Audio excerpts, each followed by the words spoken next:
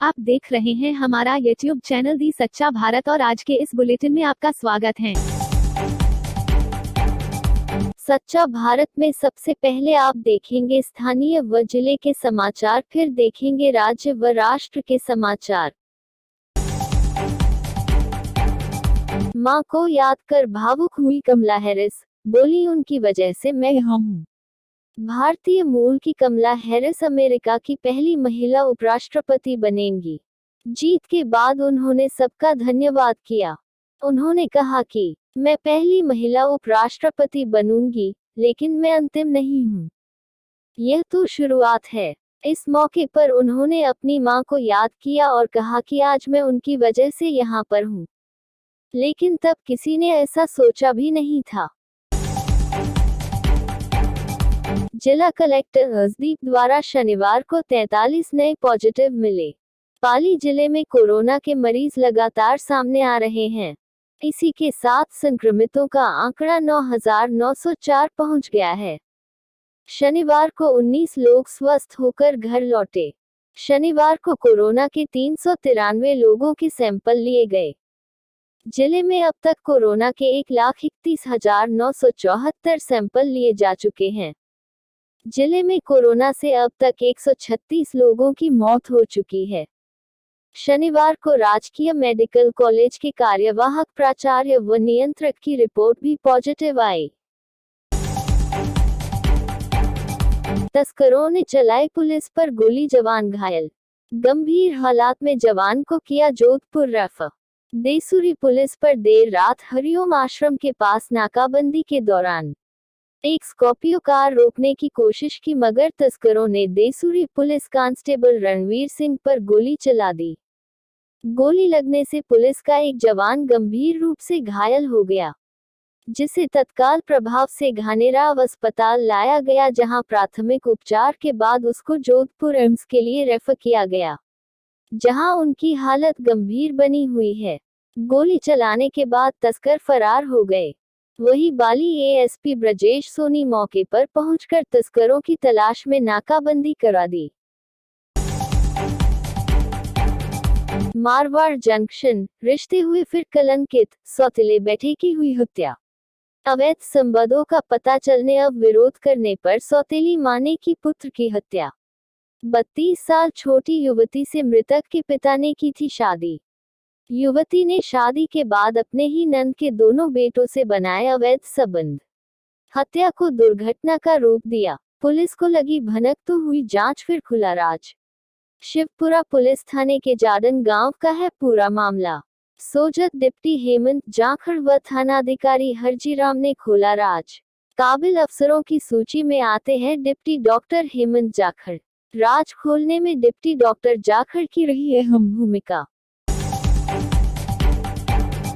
मुस्लिम समाज द्वारा police constable में आए युवकों के रहने एवं की व्यवस्था। समस्त मुस्लिम समाज पाली द्वारा पुलिस कांस्टेबल भर्ती परीक्षा को लेकर पाली के पुराने बस स्टैंड पर स्थित मुस्लिम मुसाफिर खाने में रहने व भोजन की मुफ्त व्यवस्था की गई।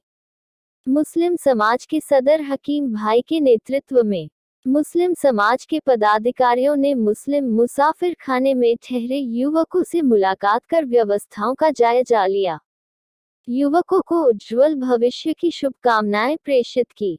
सदर हकीम भाई ने बताया कि पहली बार मुस्लिम समाज द्वारा इस प्रकार की व्यवस्था जाति व धर्म से परे रहकर की गई, जिसमें मुस्लिम समाज के अलावा हमारे हिंदू भाई भी इस सुविधा का लाभ ले रहे हैं।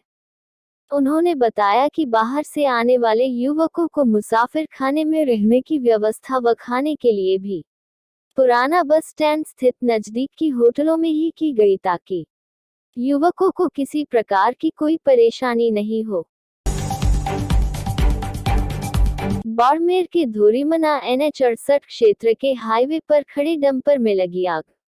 आसपास के लोगों ने आग बुझाने की कोशिश। दमकल विभाग को दी सूचना। मौके पर दमकल पहुंची, डंपर में लगी आग पर पाया काबू। गनीमत रही थी, कोई बड़ा हादसा नहीं हुआ। बाड़मेर के धोरीमना हाईवे की मानता गांव के पास आज सवेरे खड़े डंपर में अचानक आग लग गई, जिससे आसपास में अफरा तफरी मच गई। बताया जा रहा है कि ड्राइवर और खलासी चाय पीने के लिए होटल पर गए हुए थे कि पीछे से अचानक आग लग गई। आसपास के लोगों ने आग बुझाने की कोशिश की पर आग पर काबू नहीं पाया गया। सूचना पर दमकल पहुंच और डंपर में लगी आग पर काबू पाया।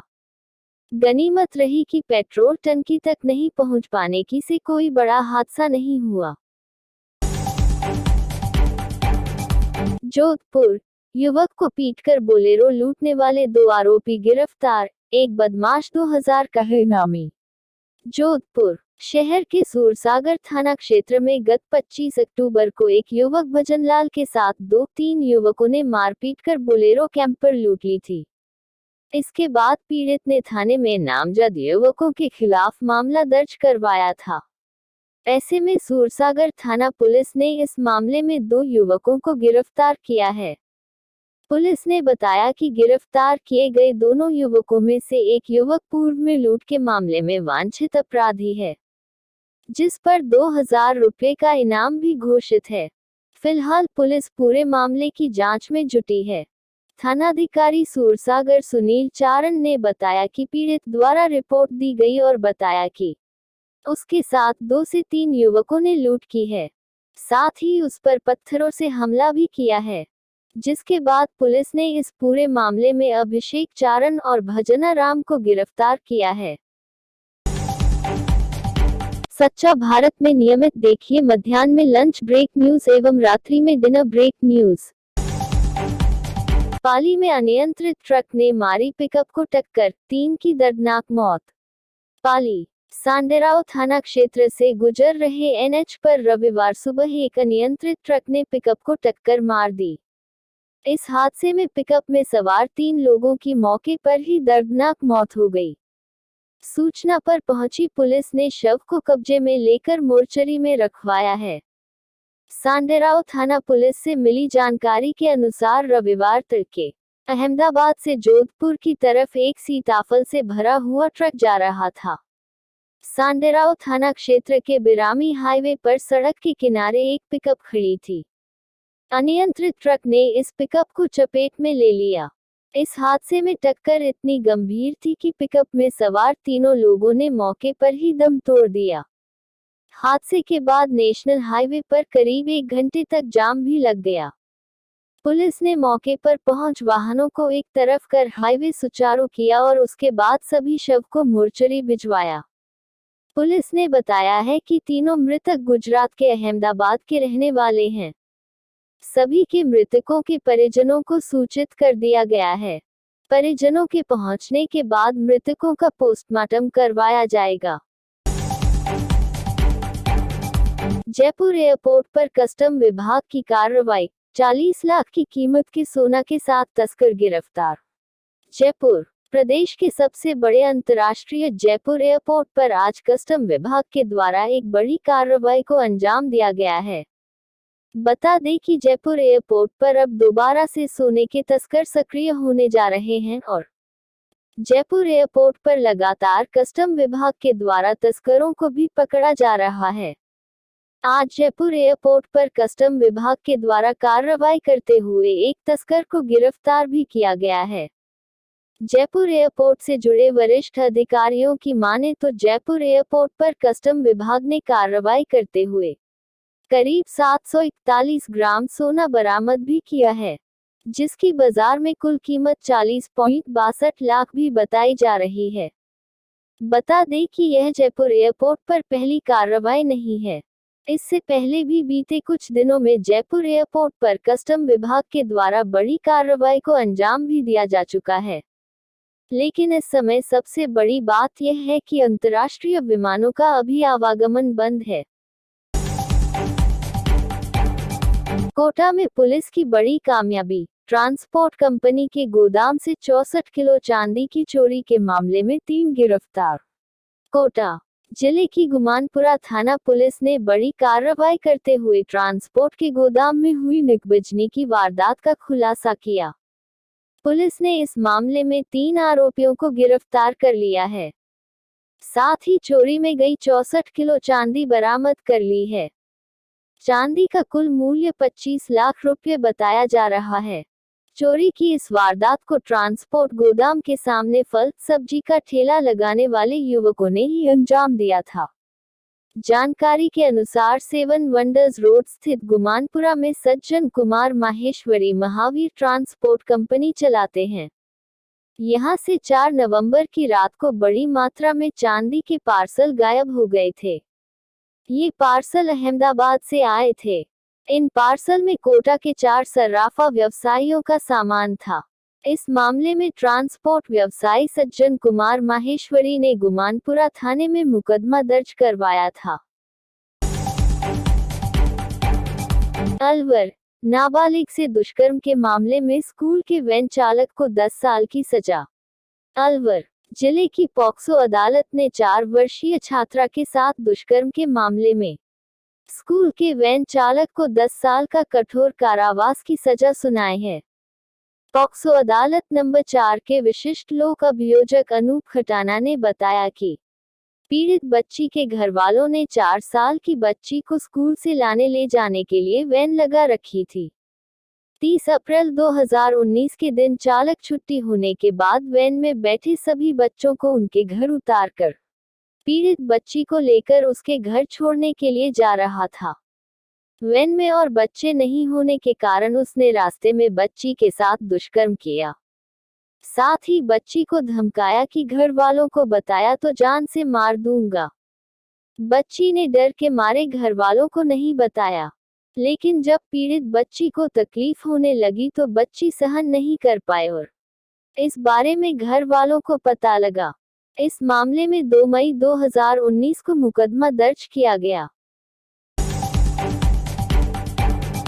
93 के हुए आडवाणी, मोदी ने लाल कृष्ण आडवाणी के घर जाकर जन्मदिन की बधाई दी, पैर छुए, केक खिलाया। भाजपा नेता लाल कृष्ण आडवाणी 93 साल के हो गए हैं। प्रधानमंत्री नरेंद्र मोदी ने आडवाणी के घर जाकर उन्हें जन्मदिन की बधाई दी। मोदी ने आडवाणी के पैर छूकर आशीर्वाद लिया। लॉन में बैठकर बातचीत हुई। आडवाणी की बेटी प्रतिभा केक लेकर आई। मोदी ने आडवाणी का हाथ पकड़कर उनसे केक कटवाया और दोनों ने एक दूसरे को केक खिलाया। मोदी के साथ गृह मंत्री अमित शाह और भाजपा के अध्यक्ष जेपी नड्डा भी थे। मोदी ने कहा, आडवाणी देश के लिए प्रेरणा। मोदी ने सोशल मीडिया के जरिए भी आडवाणी को बधाई दी। प्रधानमंत्री ने ट्वीट कर कहा, भाजपा को जन जन तक पहुंचाने के साथ देश के विकास में अहम भूमिका निभाने वाले श्रद्धेय श्री लाल कृष्ण आडवाणी जी को जन्मदिन की बहुत बहुत बधाई। वे पार्टी के करोड़ों कार्यकर्ताओं के साथ ही देशवासियों के प्रत्यक्ष प्रेरणा स्रोत हैं। मैं उनकी लंबी आयु और स्वस्थ जीवन की प्रार्थना करता हूं। रो-पैक्स नौक सेवा की शुरुआत, पीएम बोले, समुद्री इंफ्रास्ट्रक्चर पर हो रहा तेज काम। प्रधानमंत्री नरेंद्र मोदी रविवार को गुजरात में हजीरा और घोघा के बीच रो-पैक्स फेरी सेवा को वीडियो कॉन्फ्रेंस के माध्यम से हरी झंडी दिखाई। इस सेवा से समुद्री मार्ग के जरिए दूरी 370 किलोमीटर से घटकर 90 किलोमीटर होने की उम्मीद है। इससे समय और ईंधन की बचत होगी और राज्य के सौराष्ट्र क्षेत्र में पर्यावरण और धार्मिक पर्यटन को बढ़ावा मिलेगा। इस दौरान पीएम मोदी ने कहा, आज घोघा और हजीरा के बीच रो-पैक्स सेवा शुरू होने से सौराष्ट्र और दक्षिण गुजरात दोनों ही क्षेत्रों के लोगों का बरसों का सपना पूरा हुआ है, बरसों का इंतजार समाप्त हुआ है। उन्होंने कहा, गुजरात में रो-पैक्स फेरी सेवा जैसी सुविधाओं का विकास करने में बहुत लोगों का श्रम लगा है। अनेक कठिनाइयां रास्ते में आए हैं। मैं उन सभी साथियों का आभारी हूं, उन तमाम इंजीनियर्स का, श्रमिकों का आभार व्यक्त करता हूं, जो हिम्मत के साथ डटे रहे। और ऐसे ही नए अपडेट पाने के लिए द सच्चा भारत चैनल को सब्सक्राइब कीजिए। धन्यवाद।